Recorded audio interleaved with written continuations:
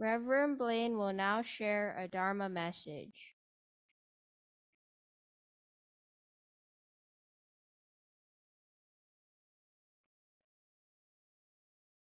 Let me try that again. Hi, good morning. So, many people these days feel stuck, right? Whether mentally, emotionally, or spiritually, or even sometimes physically, right? There seems to be a sense of weariness over the way life has been one continuous series of challenges over the past several years. It often seems like we have been riding the same out-of-control roller coaster with no way of knowing if it will ever slow down. The story that we've been living has conditioned us to see life in a certain way and has resulted in us responding accordingly. Shakyamuni Buddha believed in the power of the human mind to create the world in which we live. The tales we weave about our lives guides all of our thoughts, our words, and our actions. As such, these stories we tell about ourselves can empower or disempower us and our ability to act. The current story of who we are limits our ability to see opportunities and our potential for meaningful transformation and change. In his book, Community, the Structure of Belonging, author Peter Block suggests that change is founded upon our ability to tell new stories about ourselves. We need to have a conversation that we have not had before, one that has the power to create something new in the world. This insight forces us to question the value of our stories, the positions we take, our love of the past, and our way of being in the world. He affirms the Buddha's timeless and hopeful wisdom, which is empowering and life-giving. In the August edition of the Buddhist Churches of America newsletter, The Wheel of Dharma, Bishop Marvin Harada shares a wonderful message about changing our perspective. In his message, he shares about a conversation between the Dalai Lama and the late Archbishop Desmond Tutu. He writes, "One of the highlights of the video to me was when Tutu asked a question to the Dalai Lama, saying, to paraphrase, 'You had to escape from your country, and your country was taken over. Monasteries were destroyed, and many people were killed by the Chinese military. Why are you not morose?' First, the Dalai Lama asked his translator what the word morose meant, and he was told it meant sad. The Dalai Lama said that he was sad, of course, but that in Buddhism, we have to shift our perspective. He said that because he was exiled, he has been given this opportunity to share the Dharma with the world in a way that he had never could have done if he had stayed in Tibet as a Dalai Lama. Instead of staying angry, bitter, and morose over the situation, he shifted his perspective to see the positive side of the situation and how much he had loved being able to share the Dharma with the world. Bishop Harada goes on to say, only the Dalai Lama can say something like that without having any sense of bitterness or anger. How wonderful to be able to shift one's perspective in that manner. Most of us cannot shift our perspective like that. Right? We stay in our state of bitterness and anger. We say things like, why did this terrible thing have to happen to me? I didn't do anything to deserve this awful situation. Isn't that how we react to negative situations in our life? Don't we flounder, even choosing to stay in touch in such a state of anger and bitterness rather than finding something positive about the situation? Right? We all should be raising our hands, right? We all do this from time to time, right? Right. The glass is half empty or half full. Which is it? It all depends on our perspective, right? The glass is there, always. And it's always half full, it's always half empty. But each moment, it can be half full. Each moment, it could be half empty, right? The power of our mind and our perception and our perspective to be able to affect the world and our living. There's an ancient fable from China or Tibet which helps to illustrate this power of perspective. It goes like this. Long ago, in a country where the mountains are among the world's loftiest, there lived an old farmer and his son. The boy spent his days attending to the work of the farm and their one horse, a beautiful white stallion. After years of careful training, the horse ran swifter and smoother than any other in the region. But one day, father and son awoke to find their cherished animal missing. The son was heartbroken. Neighbors gathered around the two and lamented their great loss. But the father gazed calmly past the villagers to the surrounding high peaks. "We shall see," he said. "We shall see if this is good or if this is bad." After a week, the magnificent horse returned, followed by an equally fine wild mare. Father and son soon tamed the new animal.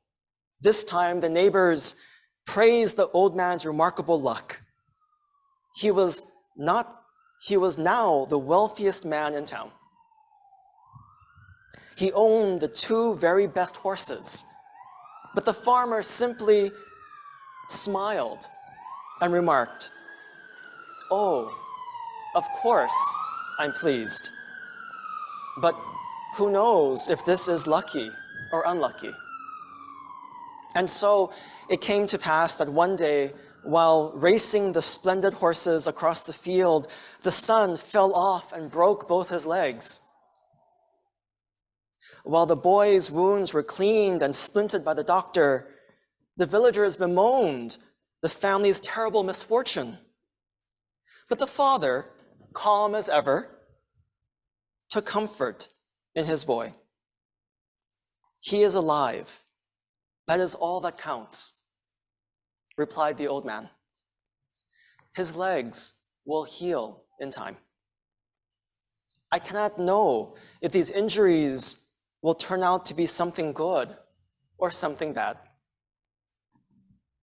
The very next week, a battalion of soldiers marched into the village. A war to the north was underway, and all young men of fighting age were needed immediately. Mothers and fathers gathered food and warm clothing for their boys. With sorrowful goodbyes, they reluctantly let their sons join the soldiers. But alas, there was one boy in the village left behind in his bed, for it was obvious his wounds would take months to heal. The neighbors envied the father's good fortune. Of all the young men in town, his son was the only one not taken to war. The old farmer looked across his field at the two fine horses grazing. He looked at the lovely way the sun caught the tops of the jagged peaks in the distance, smiled, and said nothing at all. It's true, right? Few of us can be like the old farmer or the Dalai Lama. However, they illustrate the power of changing our perspectives. They remind us of the inherent potential and possibility that are within our reach if we can only realize them by shifting our perspective. In the way they respond to life's challenges, we can see they have a deep and profound confidence in the working of the Dharma, which enables them to live with a clear-eyed equanimity. The Dharma helps us to remain stable and balanced when life is so turbulent and chaotic. We can manage and handle anything that happens to us with confidence and grace. When we feel so worn down by life's challenges, we often find it difficult to envision anything different, a different world. We are stuck in a narrative rut which disempowers our ability to change. Shinran Shonin, right, our founder, found himself in a spiritual doldrum from which he saw no way out. He was stuck, living with the old story of who he was, limited his ability to see the dynamic working of wisdom and compassion in his life. Only by shifting his perspective was he finally able to experience the embrace of Amida Buddha's compassionate vow, which radically transformed his life. Shinran shares his appreciation for this new and profoundly hopeful story of spiritual awakening in one of his poems. He says, "My eyes, being hindered by blind passions, I cannot perceive the light that grasps me. Yet the great compassion, without tiring, illumines me always."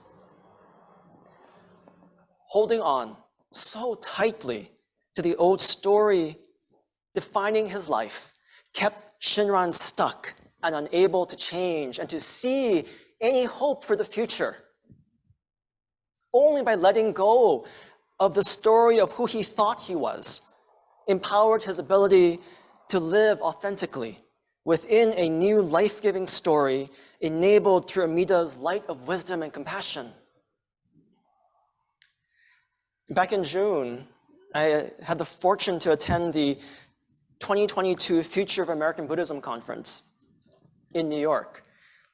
In a presentation on shared leadership, Dr. Renato Almanzor of the East Bay Meditation Center discussed a process of change focusing on awareness, acceptance, and action. Awareness, acceptance, and action. At the heart of this process is how we have loving and compassionate conversations grounded in the Dharma, right? These difficult conversations with ourselves, with others, right? In having these often difficult conversations, we become aware of how we currently are and we discover who we need to become. When we come to understand who we are and what our capacity for change is, and then we can skillfully act from this knowledge. This process he shares is a practical way of shifting our perspective, which enables us to begin telling and living new stories in our lives.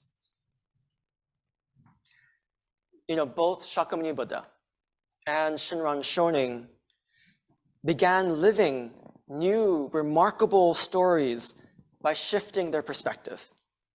By embracing change, they were able to become the great teachers we revere today. Their stories of awakening and liberation are life-giving, and they have become our stories too. The Buddha believed awakening was accessible to all, regardless of one's station in life.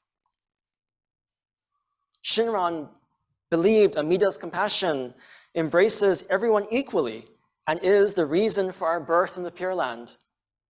These powerful new stories, they began living, transformed people's lives and the world in which they lived.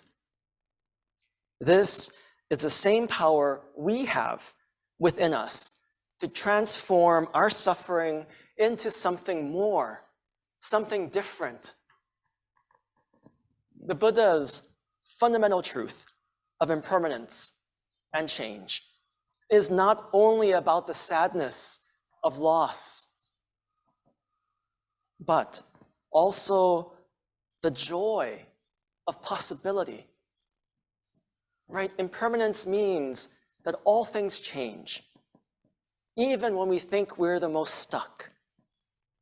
That is not forever, right? We are never truly stuck in life, even though we may feel like it. The truth of impermanence enables us to live with the potential for transformation and change every moment of our lives. We are so fortunate to have this limitless potential within us. So, how does clinging to the old stories we tell about ourselves limit our ability to perceive our challenges as opportunities, of seeing the light that grasps us and never abandons? How does our pride and our ego keep us trapped within a life-limiting and disempowering narrative or story of who we think we are? Only when we surrender our old story can we transform spiritual hopelessness and despair into an empowered and hopeful life of awakening.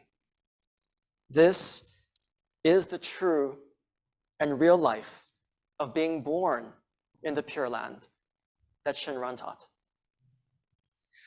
Please join me in Gassho, and let's recite the Buddha's honored name in gratitude, joy, and awareness. Namo Amida Butsu, Namo Amida Butsu, Namo Amida Butsu, Nammanda Butsu, Nammanda Butsu, Nammanda Butsu, Nammanda Butsu. Thank you.